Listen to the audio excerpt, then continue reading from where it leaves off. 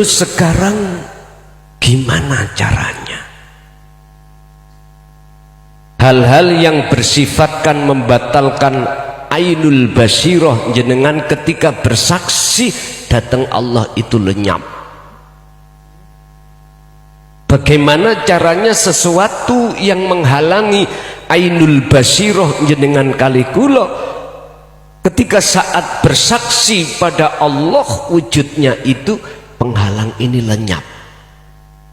Ini yang ditunggu-tunggu oleh seluruh talamid ketika saat khalwat atau ketika saat uzlah. Di setiap saat dan waktu itu terjadi. Sederhana sebetulnya itu. Kalau kita buka di makalah kitab Al-Hikam, beliau dawuh ngeten, idfin mendemoh sirah wujudaka ing wujud sirah sebagai makhluk fi ardil khumuli ing dalam bumi khumul. Lenyapkanlah tenggelamkanlah, kuburkanlah wujud keakuan dirimu sebagai makhluk di bumi atau di alam kefanaan. Di alam kefanaan caranya ya napa? Pun kula tangklet dateng jenengan dalu niki, kita semua yang hadir atau yang mendengarkan di luar sebagai makhluk asale wujud napa mboten?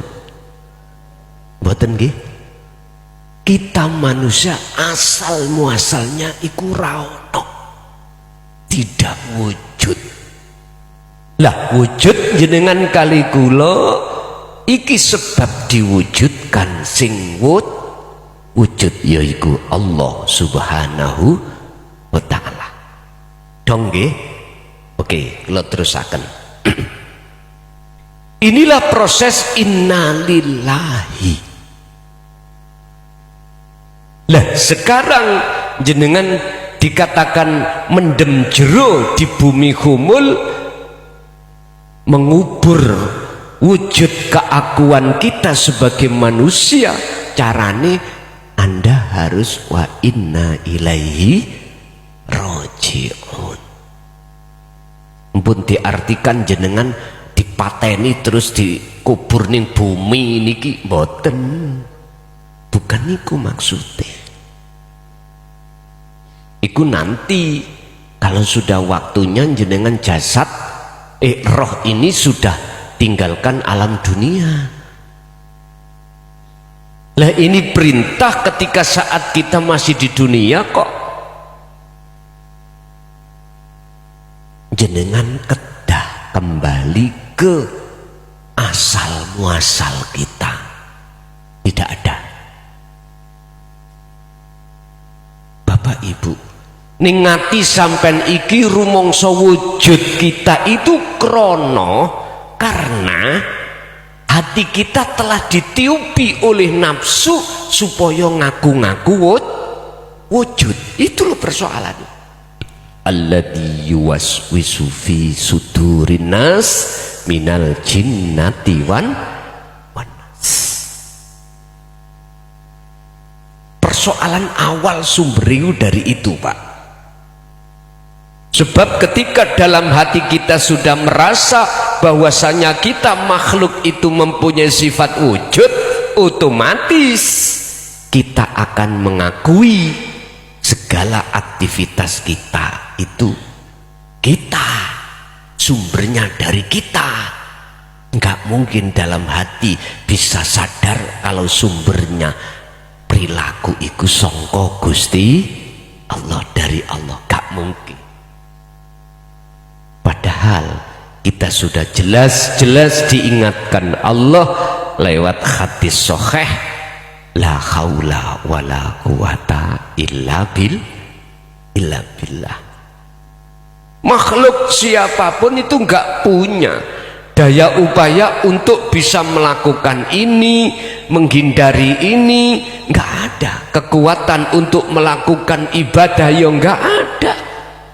Semua itu jikalau terjadi semata-mata illa billah, sangka Gusti Allah. Berhubung kita tidak tahu bahwasanya Allah di dalam dan di luar diri kita wujudnya, itulah akhirnya kita lupa, lalai kalau semua peran yang muncul dalam diri kita sumber dari hidup, justru kita ngakoni dari kita sendiri. Otomatis. Wallahu khalaqakum wa ma ta'malun. Allah yang menciptakan kita sebagai makhluk.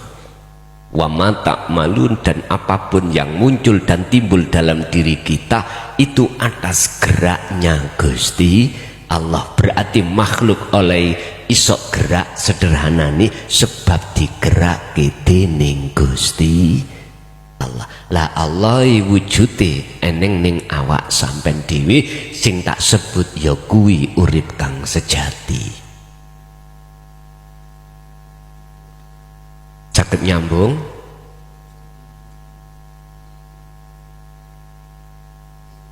Jadi carane sampean bisa kembali ke asal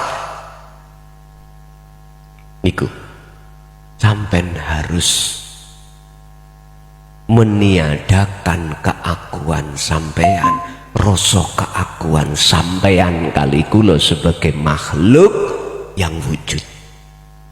Wis bingung, sampean sik kegandolan oleh bingung, kegandolan rumangsa wujud niki lho, wujud kita iku lho, kuncinya ada di situ. Nah, untuk bisanya sampean iku tidak kegandolan dengan rumangsa wujud kita, Allah dawuh di dalam surah Al-Baqarah ayat 54, Faqtulu anfusakum. Wis ben total jendal patenono dirimu, patenono. Apakah yang dimaksud jenengan bunuh diri? Bukan. Faktulu do matenono sira kabeh anfusakum ing keakuanmu makhluk.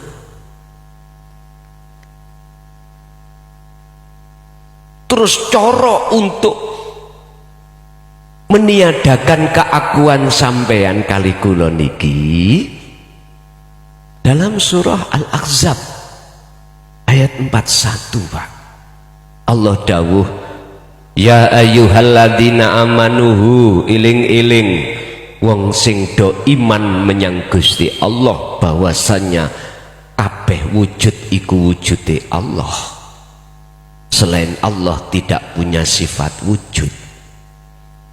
Uzkuru, sadaro, ilingo dikira sira kabeh dik Allaha ing Gusti Allah, dikongkon dikir yang bagaimana, disuruh dikir yang bagaimana, dzikron katsiron niki lho.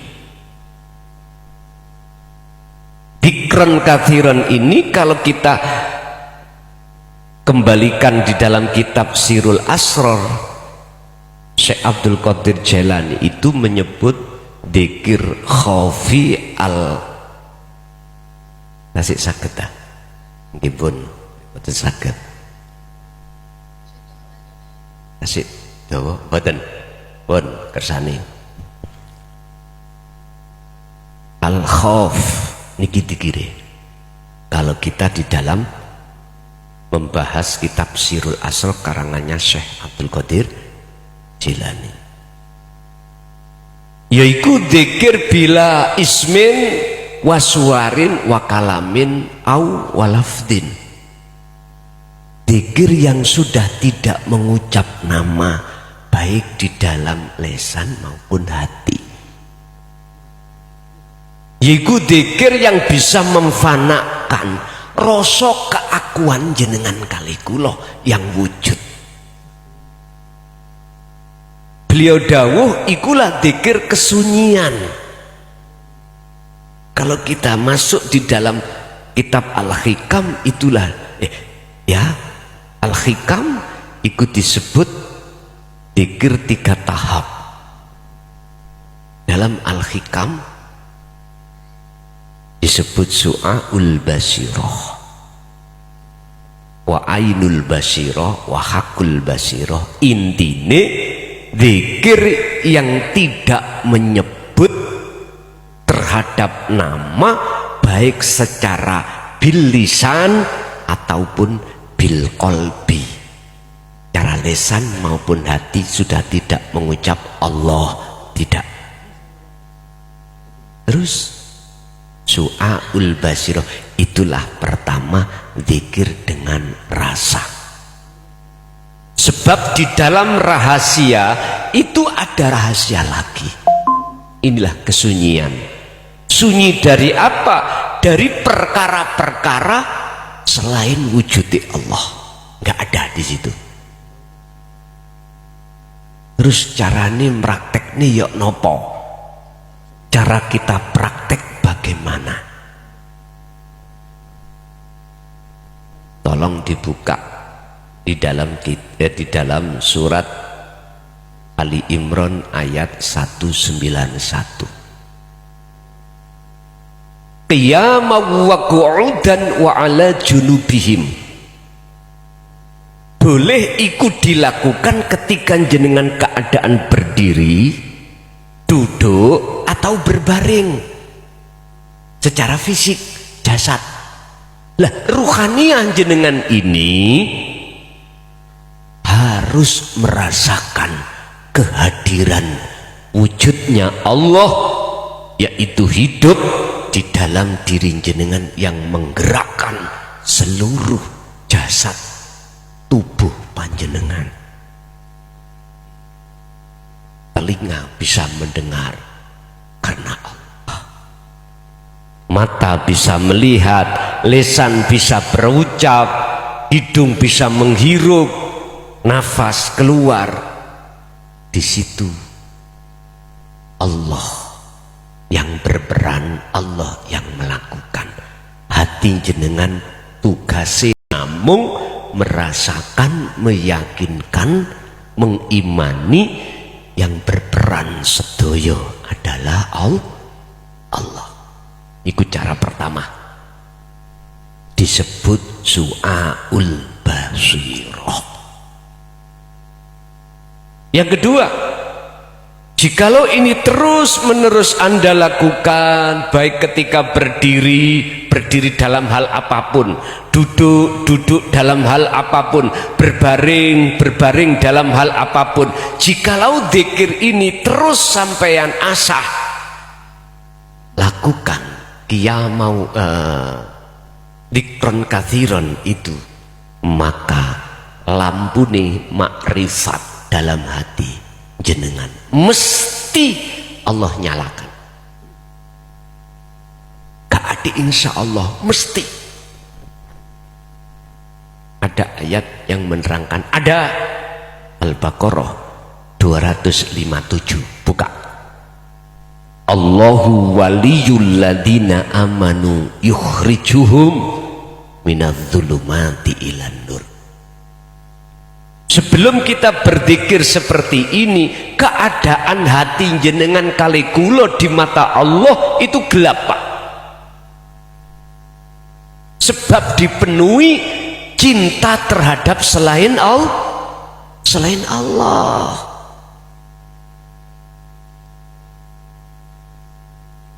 Nikah dapat setengah tahun, karena itu pacar, Pak, ditinggal mati. Aduh, sampak mayit iki arepe didusi mboten angsal, diambung ae. Kang Mas, sampean kok tinggal aku, kula meteng.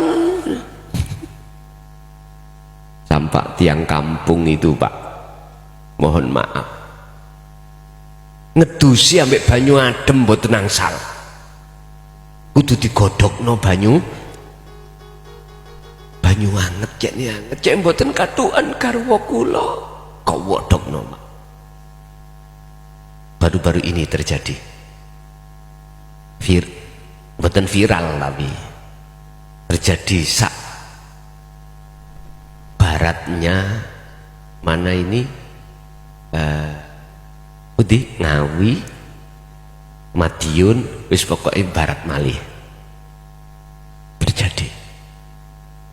Jadi garwane sing jaler niku sedo Pak, kadung cintane terlalu, dia nggak sadar kalau semua itu pasti ada perpisahan. Sedo mboten asal dikubur, diambungi terus, stres. Lapo Bu sampean bingung-bingung wong lanang gak situk cara gedekno ati ngoten lho nggih to, cara gedekno ati itu saking besarnya cintane akhirnya stres.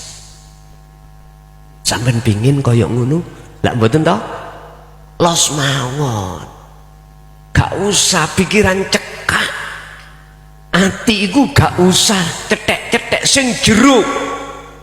Garwa sedo nek Gusti Allah maringi maneh diterima ngoten mawon beres. Mboten ngoten lah. Nah, daripada sampean sutris, ya anak meninggal dipikir ngeluh stres, dunya brono sampean diringkes Allah stres.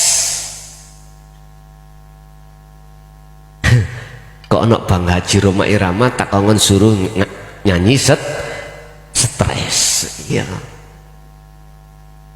Itu disebabkan terlalu tingginya cinta kita pada selain Allah. Ini persoalannya. Padahal Allah dawuh dalam surat Al-Qasas ayat 77, wabtaghi fima ataqallah daral akhirah. Pertama kali sing sampeyan kali kula yang kita bangun adalah bangun ukhrawi, bangun roh langsung datang Gusti Allah, terhadap Allah. Itu namanya darul akhirah. Wabtagilan do, mendapatkanlah kamu sekalian fima ing dalam opo ataka kang nganugrahake ka ing sira sapa Allahu Gusti Allah, nganugrahake opo darul akhirah ing negeri akhirat, yaiku hubungan langsung ruh dengan Allah. Setelah ini terbangun, walatan sanasibaka minad dunya, ya jangan sampai kau lupakan bagiamu di dunia, hubunganmu terhadap anak, istri, sandang pangan lan sapi turute. Paham nggih? Kalau dawe siapa itu W.R. Supratman, bangunlah jiwanya, bangunlah badannya.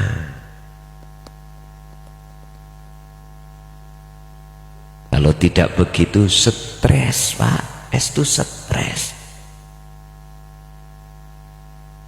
Contoh lagi dadekake stres kita, Syiah punya pengikut, dihormati masyarakat, pengikuti ribuan. Ya Allah Pak, Gusti Allah njukuk kehormatan pengikut, diodik didik ae, dipundhut didik kehormatan, dijatuhkan dalam perbuatan nista, akhirnya diketahui oleh seluruh umatnya, akhirnya ngalih mencampakkan jenengan. Stres badan, stres. Ini akibat kalau kita itu belum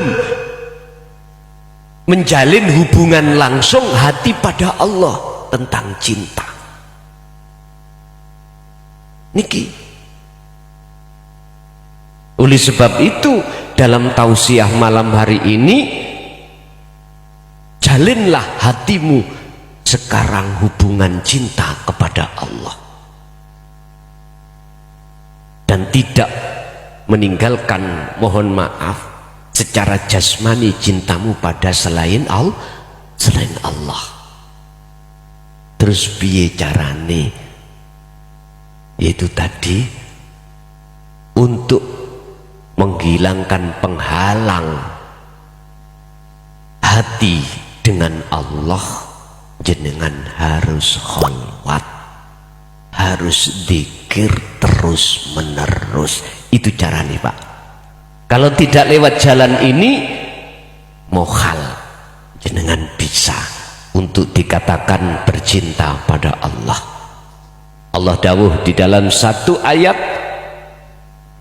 31 surat Ali Imran. Kul, katakan Muhammad, in kuntum tuhibbunallaha, jikalau kau ingin mencintai Allah dengan benar, mengadakan hubungan cinta langsung pada Allah, fattabi'uni, ikuti Muhammad. Bagaimana caranya Muhammad berhubungan cinta pada Allah? Fattabi'uni, katakan jeng Nabi, ikuto aku. Mengikuti yang bagaimana kita pada kanjeng Nabi? Mohon maaf loh Pak, saya bicara apa adanya. Jenengan terima wahai umat Islam khususnya sedunia atau tidak, itu bukan urusanku. Ternyata kita umat kanjeng Nabi Muhammad hanya meniru perilaku dohiriyah saja, jasmani yaitu syariat, sementara perilaku rohaniyah Rasulullah tidak pernah kita tiru. Itulah perilaku hakikat. Padahal kesempurnaan Islam di makrifat jalannya lewat hakikat. Kalau thariqah itu otomatis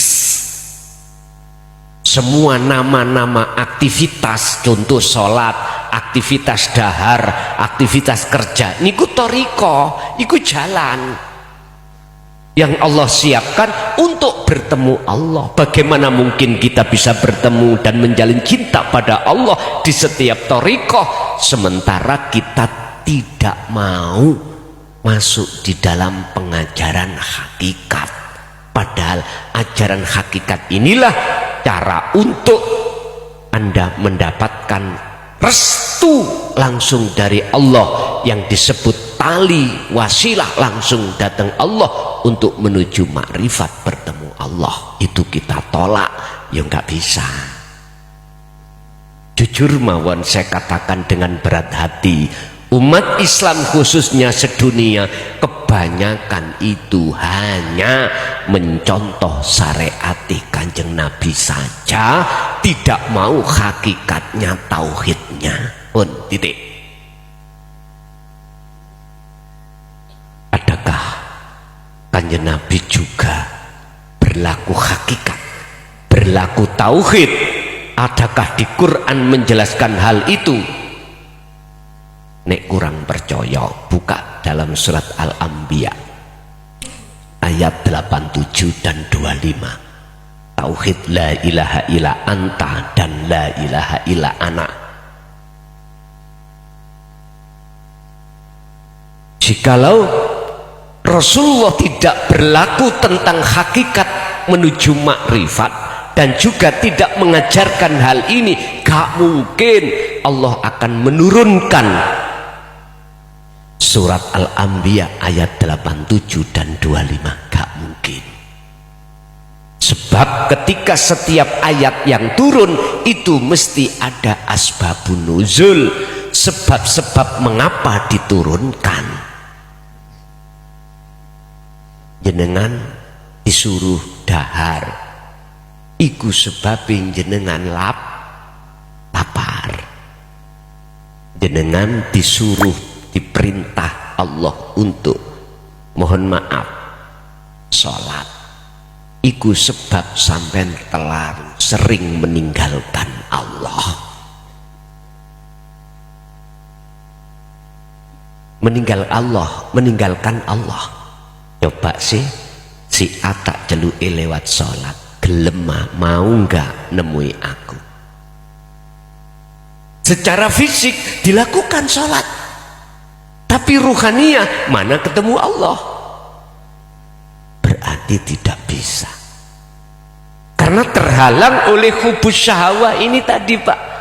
Yang hubus syahwah itu isinya adalah masyaallah, perkara-perkara selain Allah, sehingga jok heran waktu sholat ati awak dhewe eling sak liyane Gusti Allah. Nah, niki fakta lho Pak, fakta, kenyataan hati kita seperti itu. Makanya di dalam surat Ali Imran 31 itu istifhamnya, pertanyaannya, syaratnya itu ditanyakan mengikuti dateng jenengan yang bagaimana ya Rasul. Kok umpama ayat iku disarah, kalau boleh disarah, sebetulnya boleh ada sarahnya matan atau sarahnya tafsir, itu disebut tafsir. Al-Quran itu mungko sampai buka nongone Al-Quranul Qadim ketemu apa ternyata jenengan disuruh ngikuti tidak hanya bisyariati fakot, ndak, tetapi juga ma'al hakikati, supaya jenengan ila ma'rifatillah, supaya bisa ketemu Gusti Allah sak makrifate, sak hakikate, supaya bisa makrifat. Niki carane. Makanya saya menyerukan sudah 24 tahun ini bersikukuh saya sampaikan di tengah-tengah umat, urusan sadar gak sadar, urusan diterima gak diterima, itu bukan urusan saya. Saya wanita taruhan Pak, wanita taruhan, berani taruhan saya, apapun taruhannya terserah. Gini, ada dua, jikalau kita menolak ajaran Rasulullah yang dari Allah di jalur dinu tauhid, ya dah sugiyo koyo opo jenengan, duwe bojo ayu ganteng koyo opo jenengan, punya jabatan dukuro koyo opo jenengan, gak akan pernah hatimu menemukan sejatine ketentramane hati, ketentramane jiwa, gak mungkin. Justru jenengan akan takut kehilangan istri yang cantik, suami yang gagah. Gak percaya? Garwa sampean budal mancing ngono ae. Bingung, jangan-jangan semaya nambah rondo kempling. Lo bingung lo ning omah, ketakutan. Sama istri sampean berangkat nang pasar, tak terno ae Dik, padahal enak-enak turu ning omah. Masalahnya takut dilirik uang, terus kenalan, terus ngeliyo lah, ketakutan tau.